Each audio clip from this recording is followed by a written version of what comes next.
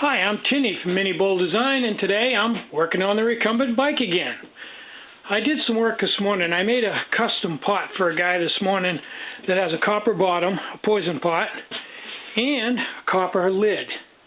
And he also wanted a original Bongo 1, which I built for him, and that'll be going out tomorrow. That was kind of a fun project. Took a little work, but I figured it out. Okay, let's get to recumbent bike. Today I'm working on the steering. Now, you folks that aren't familiar with steering, and probably most of you are since all cars have steering, this is a straight X front end and requires a tie rod. And the tie rod makes sure that when one wheel turns, the other wheel turns. It ties them together, i.e. tie rod. Now, I had 2 or 3 choices on this. You notice this is really big, but it's also really hollow, so it doesn't really weigh that much. It's a piece of TV antenna mass. It's extremely rugged. And the reason I put that on there was, you notice in proximity to the seat, I thought at some point in time I probably would step on that. And if it was made out of like 1/2 inch solid, it would bend. But this is strong enough so I can bounce on it, so that takes care of that. Okay, getting to the finer points, this steering arm on my electric car, when I decommissioned it, took these wheels off of it, one of these had broken. So I thought, that's a high stress area right there. There's a lot of stress right there. So what I thought was I should have something rugged. So I don't know whether you can see it or not. This is the arm, a pedal arm off of the 3-piece crank on an expensive English bicycle. There's one of these on each side, and it's held on with a taper pin on a shaft, and it's 3/4 by 3/4 tempered steel. It'll stand a 300-pound man just cranking on it and never bend. So that's good rugged stuff. So that's what I used for that arm, and I rat-tailed out the hole where the pedal went, slid it over here and tightened the nut up, and then welded it to the bottom of the kingpin. So that's not going anywhere, and that seems to work pretty well. And I've got ball joints here, tie rod ends, with a screw adjustment so I can adjust the length. Now the front end, the finer points of the front end, the 2 wheels are supposed to toe in a bit. That means if you measure from this point on each one, it should be narrower in the front by 1/8 of an inch than in the back, so that the wheels are toeing in like a pigeon toe, but just 1/8 of an inch. And getting down to the really finer points of Ackerman's law of steering. The geometry of this, the distance out, and more importantly, how far over this link comes, determines Ackerman's law of steering. And what Ackerman's law does is, when you turn a corner, i.e. like yay, try to get back in front so you can see both tires. This tire over here is turning in a smaller circle than this tire over here. So if they're both turned at the same angle, one of them is going to skid, because you've got 2 different size circles. Whatever the width between the tires, and on this one's 32 inches, the inside circle will be 32 inches smaller than the outside circle.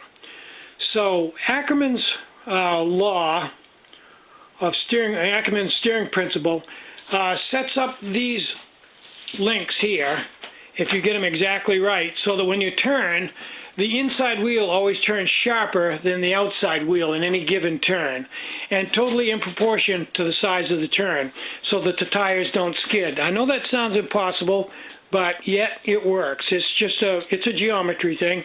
Never was very good at geometry. And if you that are wondering, yes, that tie rod does clear the main beam by about 1/8 of an inch all the time. Just see if I can get some light here. See, it clears. Not by much, but it clears. That's usually good enough. So that's that. Now, it was inevitable that I would run into this problem eventually and have to deal with it. The problem right now is I ran out of bicycle parts.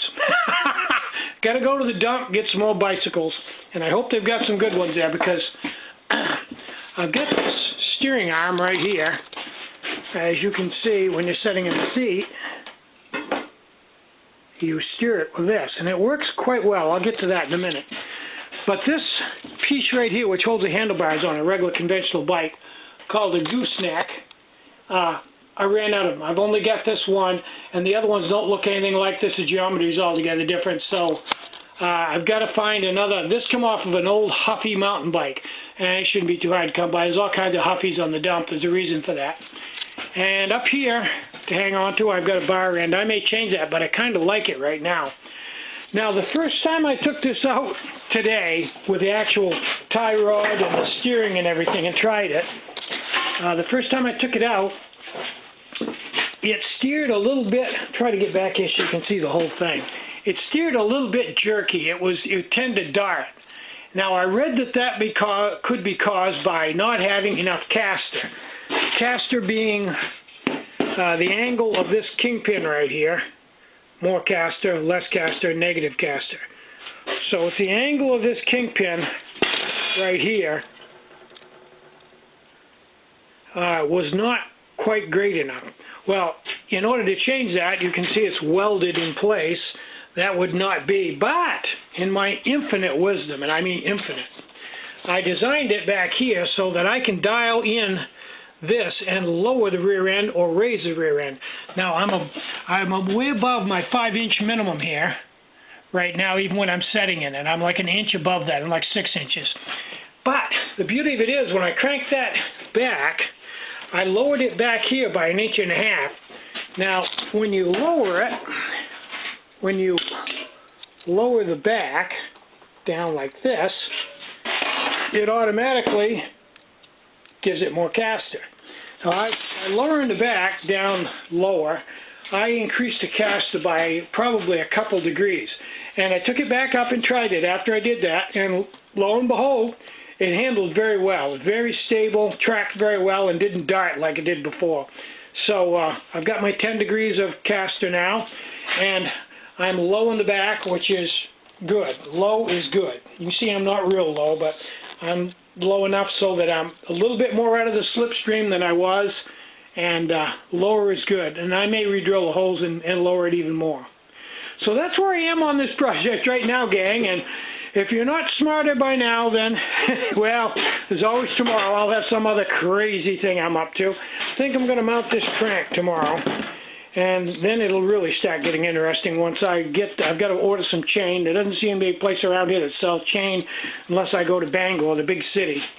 So I'm Kenny from Mini Bull Design. Get out and hike, take a friend, enjoy the great outdoors, and more important than anything, say hi to Mary, and have a great day. Bye-bye.